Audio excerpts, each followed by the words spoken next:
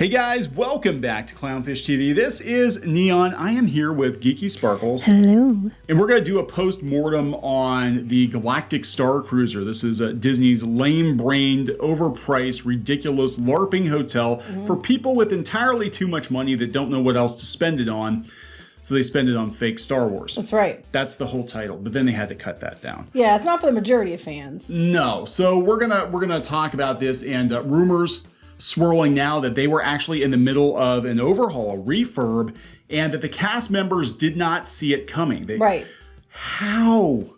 How did you not see this coming? Well, I think they thought they were probably being told that we're going to make some changes to it to make it better, and fix it that way. Just hang in there. We'll see. Because I know a lot of cast members left last summer, or last fall. Yeah. They replaced a bunch of them, and they're probably like, "Well, just hang in there. We're going." I think those people saw it coming. We're gonna fix it, and then Disney just powers that be decided, nope, we're just stopping it right where it is. So then we're going to talk about potential fixes that were discussed. We'll throw in a story here too about George Lucas. It's resurfacing again that he is not happy with how Disney has handled Star Wars. We know this. Neither are we, George. Neither are we. But to be fair, people keep pointing out, y'all complained when George Lucas was in charge too. That's why he sold it. Yes. He was pissed at the backlash toward prequels, so he's like, well, fine, then Disney can make Star Wars for you. I mean, and I wasn't a big fan of the prequels, but I always loved the original trilogy, and I always thought people were going too far in their quest. They even had a show, didn't they, about the people versus George Lucas or something, when they were just complaining about it. Yep. Wonder why he got rid of it. Yeah, so we'll talk about that after we talk about what Galaxy's Edge was supposed to be. We'll dredge this up. Yes. One of our friends actually found the original podcast that it was on, and then we put it up and everybody ran with it. Yes, it was supposed to be original trilogy. It was designed as original trilogy, and then Bob Iger and Kathleen Kennedy had a brain fart. They're like, hey, The Force Awakens is going to make a lot of money. Let's just change everything and make it all, based on this planet in the sequel trilogy. It's completely unrecognizable. So was the Galactic Starcruiser. So before we get into it any further, too late. Please subscribe for more pop culture news, views, and rants, guys. You'll get a woohoo if you do. Woohoo!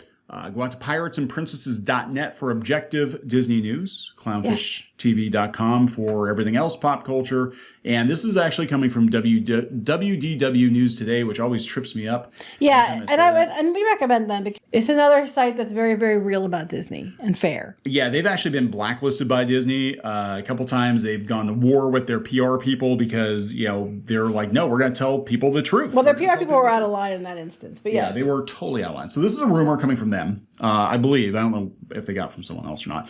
Rumor, Disney Imagineers were actively working on new shows, merchandise, and updates for the Star Wars Galactic Starcruiser. And it was going to close in December. To close in December. So I wonder if they were going to try life. Well, that makes sense. It was going to close in December because they switched the calendar that October, November, and December had select dates that the middle of the week they weren't running cruises. So it made more sense that they closed at the end of the year, and then they suddenly just hurried up and shut it down. Yeah, they said reports indicate this was a last-minute decision to close it in September. Sources close to the project have indicated that the immersive experience was scheduled to close temporarily a few weeks later. Prior to the announcement, the Starcruiser was internally expected to halt the sale of reservations dated after December of 2023. So the people knew that it was going to close then. It was going to close in December, and the people knew that. But it was supposed to close for a refurb. Based on recent internal... That's what we heard, yes, refurb, yes. Based on recent internal reports, this may have been to facilitate a series of updates and changes across the entire experience. Again, this is one that needed... If they would just go back to original trilogy and cut the price, I think it would have... I agree. The price, the biggest problem they had, I don't think even was the fact that it wasn't original trilogy. I think the biggest problem they had was it was too expensive for most people. And it wasn't even 2 days, guys. No. It was like 44 hours. Rumors have been swirling for quite some time that the Starcruiser would face a transformation, either to feature a different set of storylines and characters, or to become a more traditional themed hotel. It was assumed that an announcement would be made regarding the closure that included information about the Starcruiser's future. However, the statements made by Disney this week seem to confirm it will not return as the two-night immersive experience it was before, no matter what it does eventually return as. Well, I know that they had talked about bringing people up for shorter excursions. There was talk of one-day ones, but then our friend who actually was the one who told us about the room we're going to talk about here in a little bit, he was the one who said, well, how they have half the things, like most of the thing is the hotel rooms, like how are they going to use it for that? It's going to be interesting how they can use it, because it's a, you have the dining areas, you could do, events and show areas, but a lot of the space is used for rooms. So I'm like, what are they going to do? Use it as like another corporate lounge or something? Like, Well, it's an awful lot of long way out for corporate lounge. Yeah, it is. Imagineers were reportedly on the Halcyon as recently as this week, working on a revamped Gaia dinner show, as well as going over new merchandise that was on the way, new spiels for the bartenders. Obviously, this is not the kind of investment of time and money you'd put into something you plan to close permanently. I don't think it was planned. I think they're just like, you know what? Oh shit, we are really running out of money. But they're gonna have to do something with it. They're not just gonna let it sit like that. They're gonna turn it into something, I guarantee you.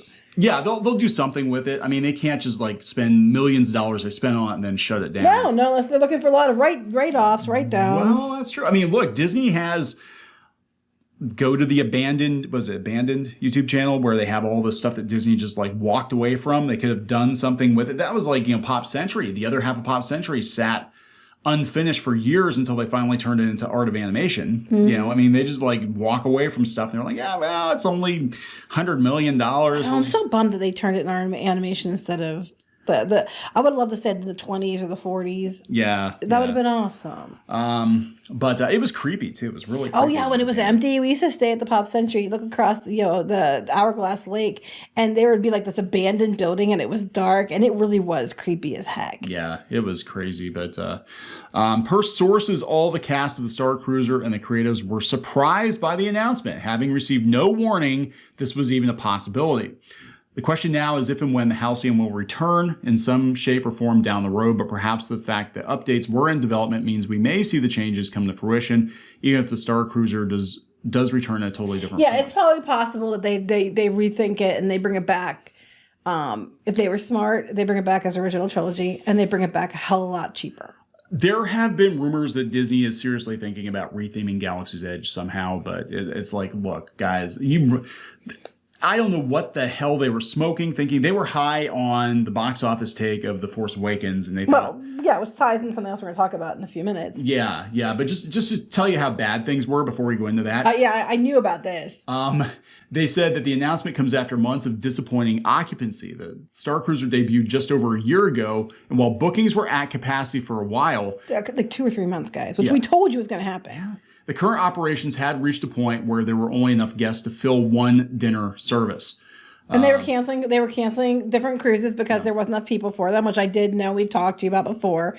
Then they were trying to cut out, like the last 3 months of the year, they were cutting out the whole, 1 or 2 of the cruises quotes in the middle of the week. I think at least one for like 3 months. So that was, one less to try to force people into the other ones so they could have enough people in it to run them. Yeah, it's not good. And look, the writing was on the wall, like for months. Like it was obvious. You couldn't believe they went forward with it. They were canceling projects to save money during the pandemic. And I'm like, the first thing I would have cut is the Galactic Starcruiser, especially with the economy being the way it is right now, especially being based on the sequel trilogy. And I couldn't have even imagined how many corners they cut on this thing. It was supposed to have a lot more immersion. It was supposed to be like walking into a movie set and we get a couple of cosplayers and some jiggling rocks. And that's like... It's literally. And you're like, their atrium. It's like, it's a sunroom in Florida. Yeah, you know? So just to take you back a couple of years, this is what could have been. This is when our friend John sent this over to us. Yeah, this was, let's see, the Dreamfinders podcast.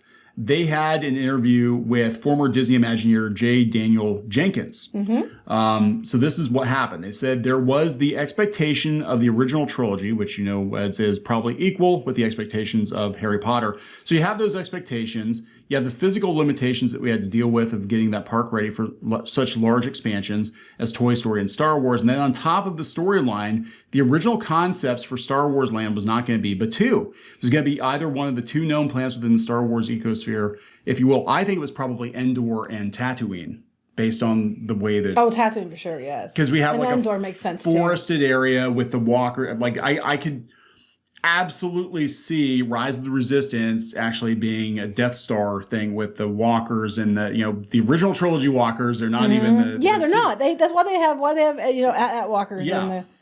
in the attraction. So they've been. This is transcribed not very well, but it said they've been working. I've been working on Star Wars Land, Toy Story Land. Bob Iger basically said he had seen some of the early dailies from the sequels and said, no, we've got to use the 3 new movies storyline. We're not going to be using the older 6 movies because he saw how good they were going to be.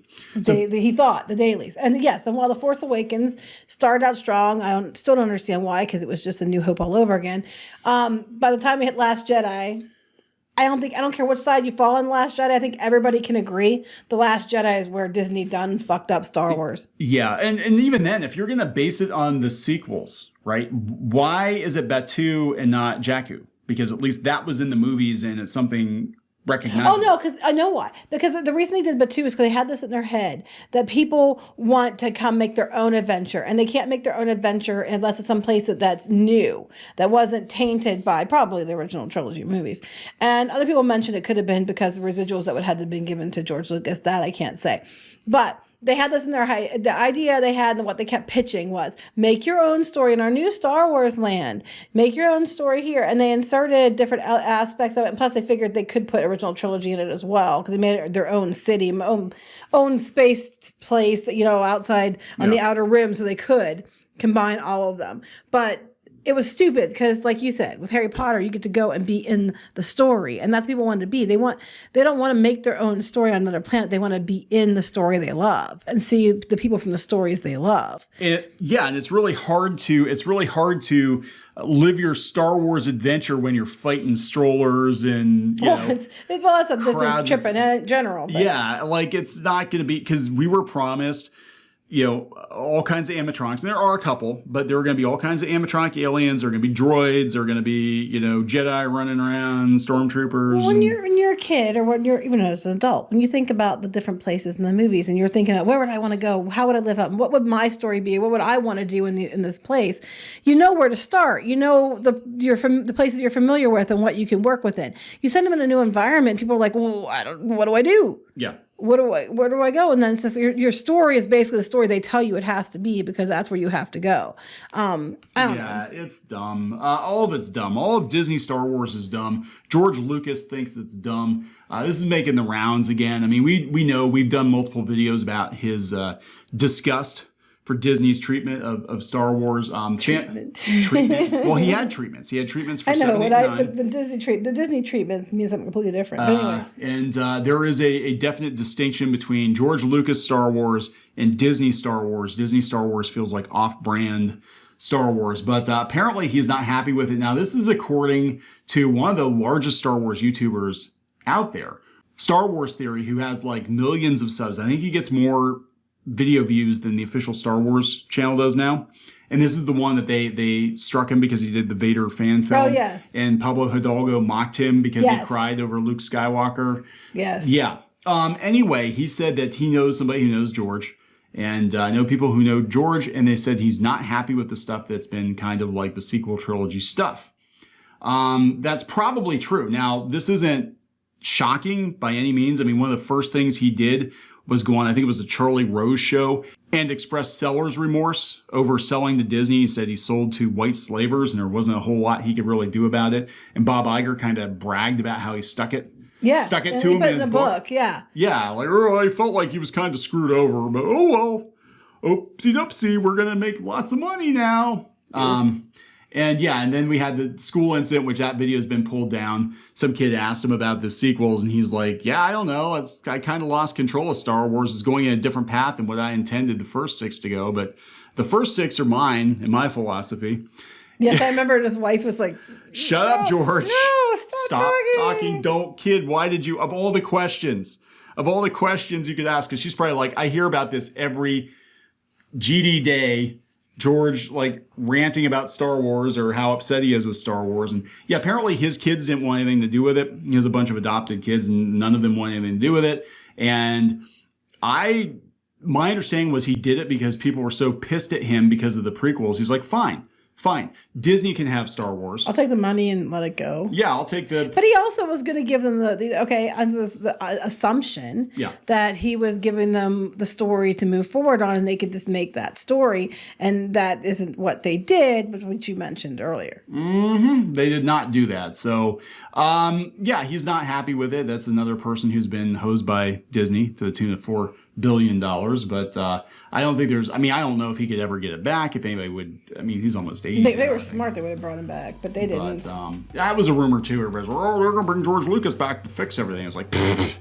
I don't think so. I mean, I'd be shocked if it happened. Who knows? They might get desperate enough. I don't know. Doubt it. As long as Kathy's in charge. As long as Kathy's there, which he hired. Everybody's like, Disney put Kathy in. I'm like, no, George. Yes, that's true. George put Kathy in because Kathy had worked with George and Steven Spielberg for decades, and he probably thought, well, I can trust her. I know her. And it's like, she's like, yes, just sign the contract. Yeah, but it's true. He is the one that put her in charge. Yeah. And now you can't get rid of her. So anyway, we're going to wrap this up. Yep. So we'll see. I think they'll do something with this hotel. I just don't know what. Again. Yeah, I can't think they're just gonna let it sit there. It'll be turned into something. Yeah, we'll see. All right, let's wrap it up. Please subscribe for more pop culture news, views, and rants, and we'll talk later. Bye. Sorry, I yelled loudly. That's okay. I got the limiter on. Okay. So you can tell my kick setting. Yeah, you can tell. Really? It automatically limits it when I yell? It does. When the pitch gets too high, it does. Sometimes if you sound like all robotic, it's because it's bringing the decibels down. Okay. I'm sorry. I'm sorry.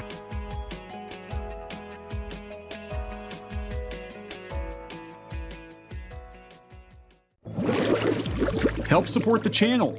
Go to thereef.support and get early access to podcasts, videos, and other content. That's thereef.support.